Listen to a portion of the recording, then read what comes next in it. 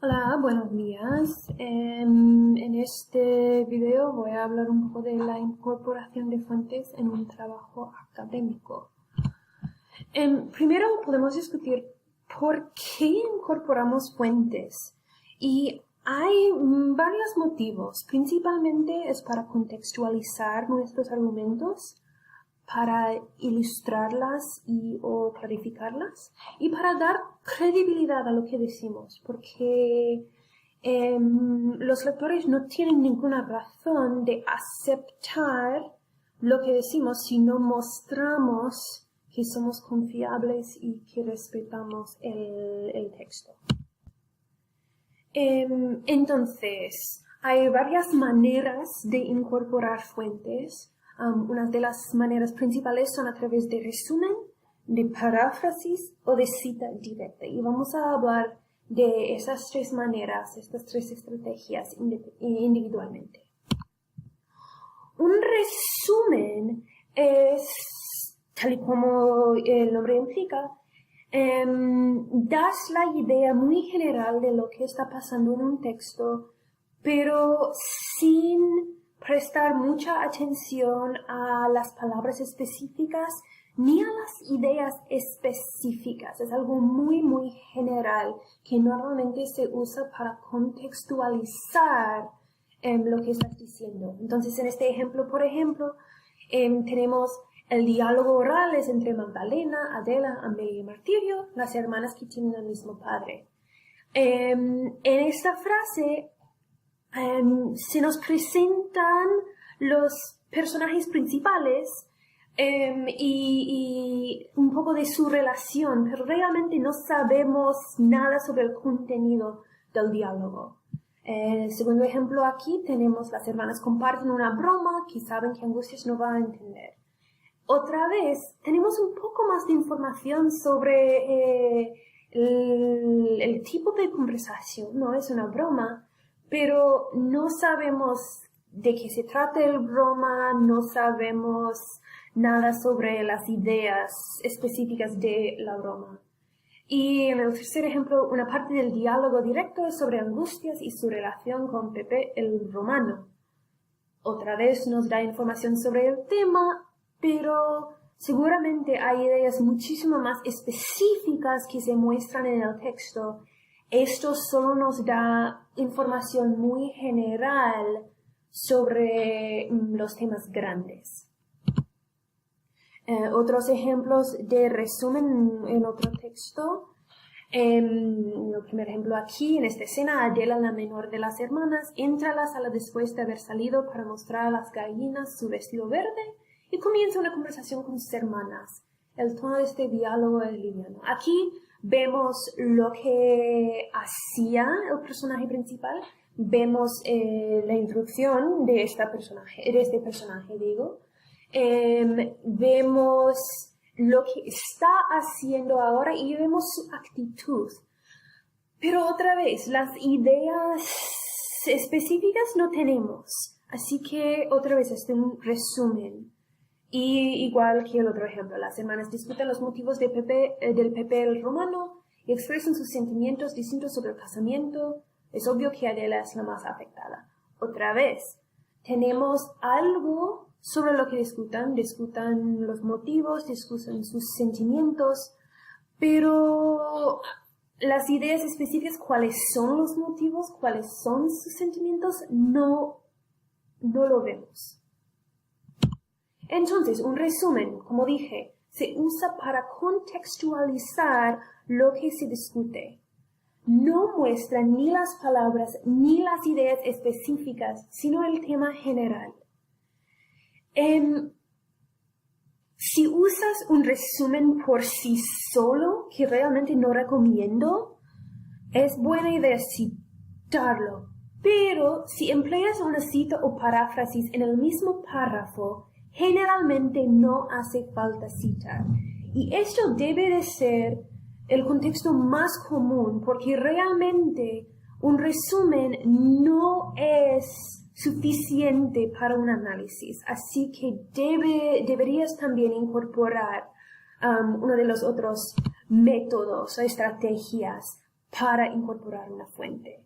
Y eso, cuando tienes que apoyar un argumento, realmente un resumen no es la mejor estrategia. Ahora hablamos de paráfrasis, que es cuando tomas las palabras del autor y los cambias para poner en tus propias palabras, pero respetas las ideas, mantienes las ideas específicas del autor. Un ejemplo de esto es aquí. Vemos que sus hermanas sugieren que ella tiña el vestido negro o que lo regale angustias para su boda. Magdalena, la más cínica, le dice directamente que se tendrá que acostumbrar a estar soltera y encerrada. Y aquí vemos ideas muy concretas. Vemos la sugerencia que Adela tiña el vestido, que lo regale angustias. Y vemos la idea que se tiene que acostumbrar a estar soltera y encerrada. ¿No? Así que estos sí que son ideas muy específicas, pero sin las palabras originales. Entonces el paráfrasis se usa para comunicar ideas específicas del texto, pero en las palabras de la autora del ensayo, es decir, en tus palabras. Y se usa cuando las ideas son importantes, pero las palabras específicas no tanto. Se pone la cita, autor y página, para que los lectores puedan buscar las palabras específicas si quieren y para mostrar que las ideas no son tuyas, sino son las ideas del autor. Y esto es sumamente importante con paráfrasis, porque no hay otra manera de destacar que no son tus ideas. Y un paráfrasis perfectamente se puede usar para apoyar un argumento, con tal de que sean las ideas y no las palabras lo que se analizan. Y la tercera estrategia es la cita directa, y esto seguramente estáis familiarizados. Vamos a comenzar con un ejemplo en que no se usa, para ilustrar cuándo es importante. En este texto, como veis, no hay ninguna cita directa, no hay comillas, no hay nada de esto. Sin embargo, hay lugares donde realmente deberíamos usar una cita, como por ejemplo, dice Adela usa elipsis, que es una estrategia discursiva, en su habla, implicando que tiene secretos y sus hermanas saben que ella tiene más ideas sobre el tema. Aquí, el autor del ensayo nos dice que hay algo específico que pasa en su habla, pero no nos muestra el habla, así que tenemos que confiar ciegamente en el autor, y esto realmente no debe de ser el caso. Y el otro ejemplo, por lo que dicen se ve que todas, y sobre todo Adela, tienen celos de angustia. Bueno, por lo que dicen es la evidencia, pero no nos muestra lo que dicen. Así que otra vez refiere a texto específico sin mostrarlo. Y esto realmente no es efectivo, no es buena práctica en un ensayo.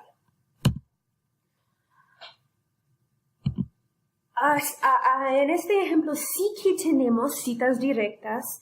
Se nota otra vez las comillas, se nota la citación al final, pero cuidado, porque no todas las citas directas son realmente buenas. Aquí nos dice que viviendo de robo y matando gente, y gente buena. Y si no, ahí está mi compadre Tranquilino, el que lo bautizó a usted, el que le dio su nombre, ese no puede ser mi hijo. Y esta cita realmente no se entiende muy bien.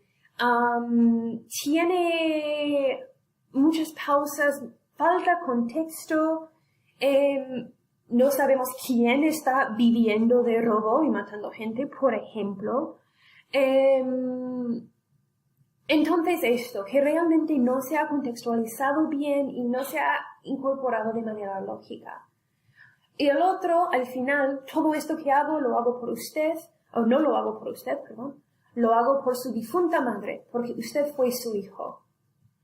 es una cita perfectamente lógica, pero solo se mete ahí sin nada más.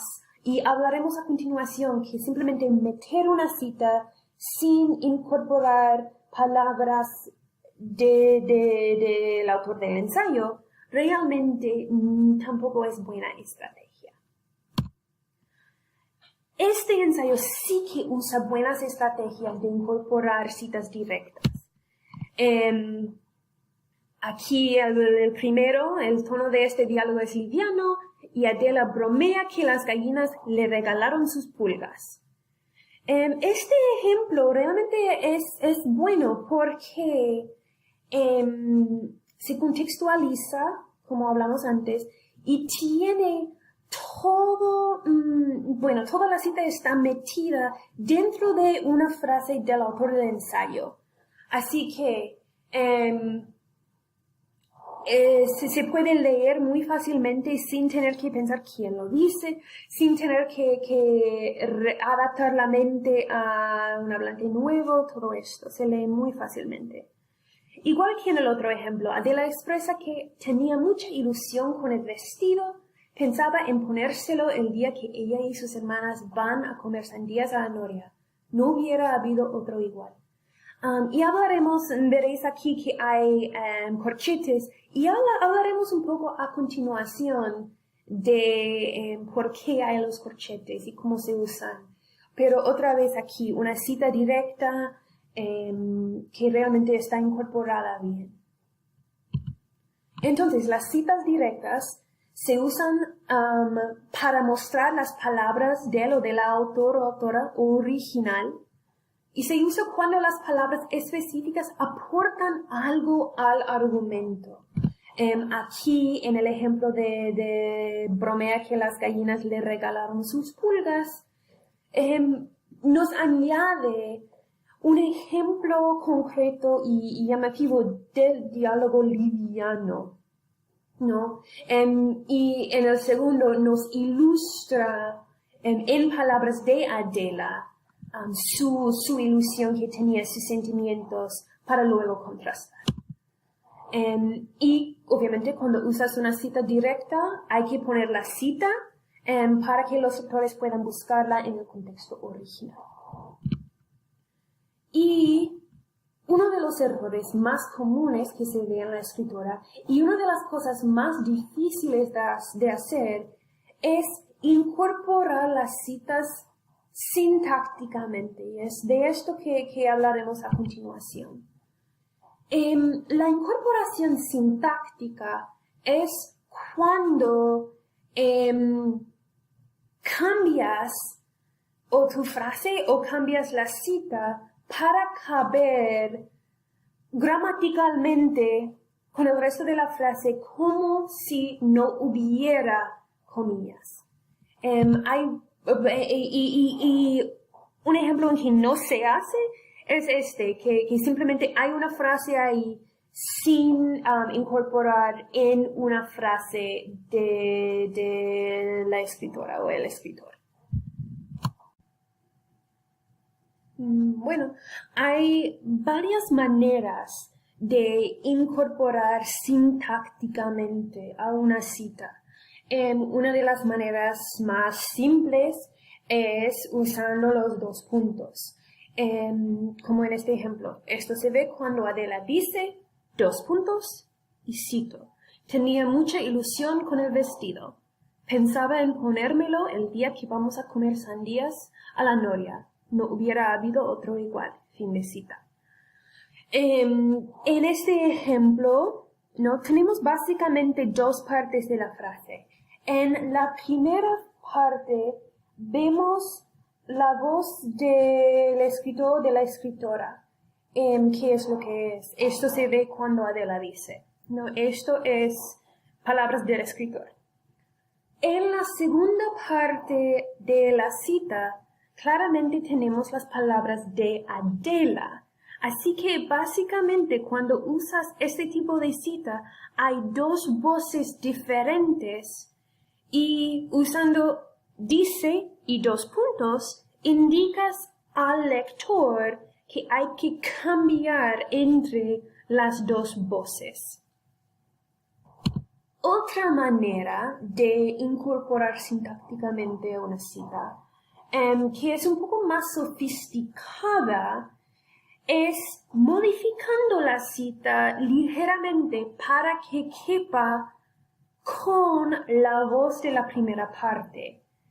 En este tipo de incorporación se puede leer la frase entera sin tener que cambiar de voz, y si no hubieran las comillas, no habría manera de saber que todas las palabras no son las del escritor o de la escritora. Que aquí en este ejemplo, esto se ve cuando Adela expresa que tenía mucha ilusión con el vestido. Pensaba en ponérselo el día que ella y sus hermanas van a comer sandías a la noria. No hubiera habido otro igual. En este ejemplo, hemos tenido que cambiar varias cosas. Y las cosas que cambiamos, marcamos entre corchetes para indicar al lector que no es exactamente lo que aparecía en la versión original. ¿Y qué tipo de cosas cambiamos? Bueno, como se ve, cambiamos la letra mayúscula a minúscula, cambiamos las referencias yo a referencias de tercera persona. Por ejemplo, en vez de ponérmelo en palabras de Adela, decimos ponérselo en palabras del escritor, ¿no? Y en vez de vamos a comer, tenemos que especificar que son ella y sus hermanas que van a comer. Así que se cambia para hablar de Adela en la tercera persona, y al hacerlo se hace que toda la frase sea en la voz del escritor y no hay necesidad de cambiar entre voces. Así que es un poco más sofisticado porque es un poco más fácil leerlo así. Unas pautas sobre la incorporación sintáctica. Nunca debes tener una cita que no esté incorporada en una de tus propias oraciones. El ejemplo que vimos en que había varias frases, una cita con varias frases, simplemente ahí en el medio del párrafo, sin cualquier incorporación dentro de una frase del escritor o escritora, no es una buena estrategia. Realmente hace parecer que el nivel de la escritura sea muy bajo.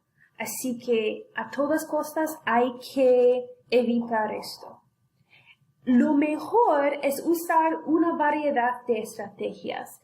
Es decir, que es bueno citar directamente, es bueno incorporar sintácticamente, y realmente si puedes usar algunos en unos contextos y algunos en otros contextos, está bien. Y sobre todo, que es bueno parafrasear cuando puedas, para que no todo tu párrafo sea cita. Y como dije ya, lo más sofisticado es que se puede leer la frase como si no hubiera comillas y no se notaría un cambio de hablante. Esto otra vez, por ejemplo, Adela dice, quiero ir al cine. Tenemos dos partes. Adela dice, que es voz del escritor, y quiero ir al cine, que es voz de Adela. Mientras que en el ejemplo, Adela dice que quiere ir al cine, no se nota que haya cambio de hablante o cambio de voz sin que se pueda ver las comillas. Además de la incorporación sintáctica, hay también que incorporar textualmente a la cita. Y esto es importantísimo, no es una opción. Y el acrónimo ICE es útil para recordar cómo se debe incorporar las citas. Es decir, se tiene que introducir la cita, por ejemplo, su contexto, hay que citar y hay que explicar lo que aprendemos de la cita y por qué es relevante, por qué es importante, qué es su análisis, etc. Vamos a ver unos ejemplos de esto en un texto. Okay. Aquí, estas primeras frases son una introducción. En esta escena, Adela, la menor de las hermanas, entra a la sala, etcétera, etcétera. Esto ya lo vimos como resumen antes. Muchas veces se puede usar un resumen para introducir una cita directa o una paráfrasis. Luego hay la cita, ¿no? De la bromea que las gallinas le regalaron sus pulgas. Pero después hay que explicar la importancia. ¿Por qué tenemos esta cita ahí? Por ejemplo, aquí se implica que esto es importante porque hay un cambio de tono después. Entonces el contraste parece ser su importancia. A veces es mejor ser más explícito que esto, pero depende de qué vas a hacer a continuación. Otra introducción, que ya hemos visto un resumen de lo que pasa en la discusión de las hermanas. Luego la cita de Adela. Y la explicación, su decepción indica que Adela todavía tiene deseos y esperanza para el futuro. Es decir, ¿qué es el análisis? ¿Qué aprendemos de esta cita? ¿No? Y a veces, una cita y su explicación pueden formar la introducción para otra